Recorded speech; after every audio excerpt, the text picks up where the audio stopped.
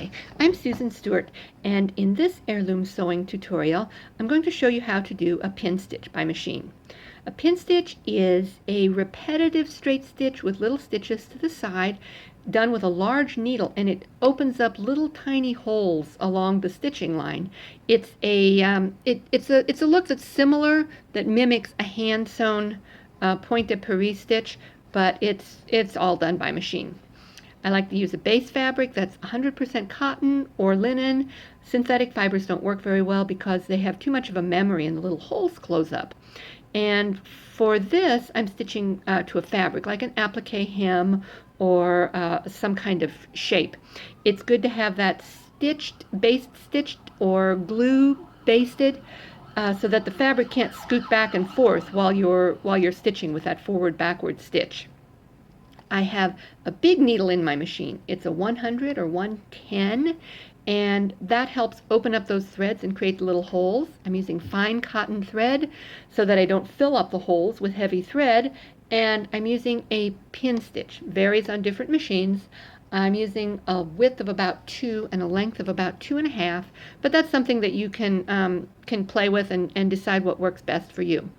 Now I want my straight stitch portion, to fall just into the base fabric, and then my little teeth will bite over into the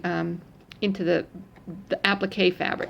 So you'll see I go over and catch the applique fabric, and then forward, backward, forward, backward, forward, over and back, forward, backward, forward, back, over and back. And that repetitive stitching pulls open those little holes. And you just follow along, stitching in the base fabric with the straight stitch and catching your applique fabric with the little side-to-side stitches. And take a look here.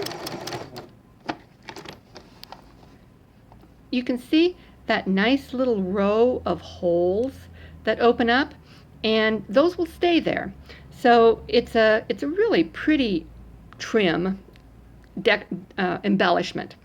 Now, it's a little bit different when you're stitching on lace. Let me move over here and show you. I've got my lace shaped in a really gentle curve, but it can be straight or anything. And I also have the edges zigzagged down with a kind of a wide and a kind of an open zigzag stitch, not as tight as I would use if I were just stitching the lace to the fabric. That was done with a regular needle. But for stitching lace to the fabric, I need a little bit wider stitch because I need to catch more of that fabric than I would with stitching it to fabric, or I won't be cutting the fabric away from behind.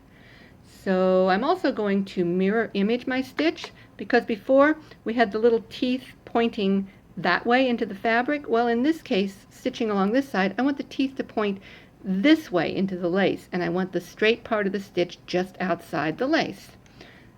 So I'm going to start stitching so that my teeth go into the lace heading, and I do the forward, backward, forward, backward, forward part into the fabric only. Now this is Swiss batiste, but any kind of cotton batiste or voile lawn will work. And this stitch width is set up for 2.5. Doesn't seem like much, but it really would make a difference. And let's see there. See that row of little holes? Isn't that pretty? Let's go over on the other side, do the same thing.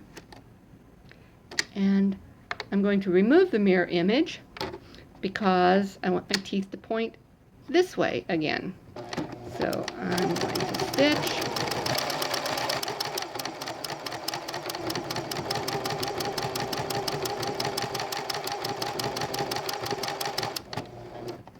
And there you can see the row of little holes along my lace. And then I can trim the fabric behind the lace right up to the stitching line. Let's see if I can show that.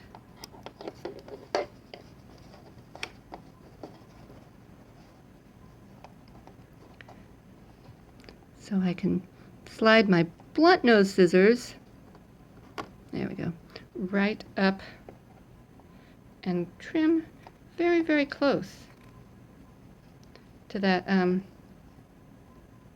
little hole there. And you can see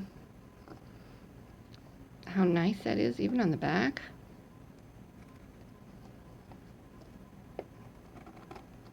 And I would do the same on the other side. Turn this over, and you can see there how nice that lace is. Now let's go look at some finished pieces.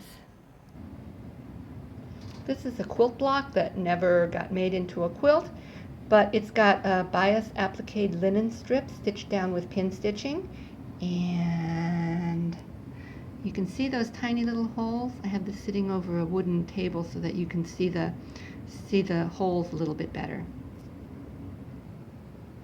And then here we have a lace motif stitched on the front panel of a christening gown, and you can see how pretty that little tiny row of holes along the edge of the lace is. I hope you enjoy pin stitching.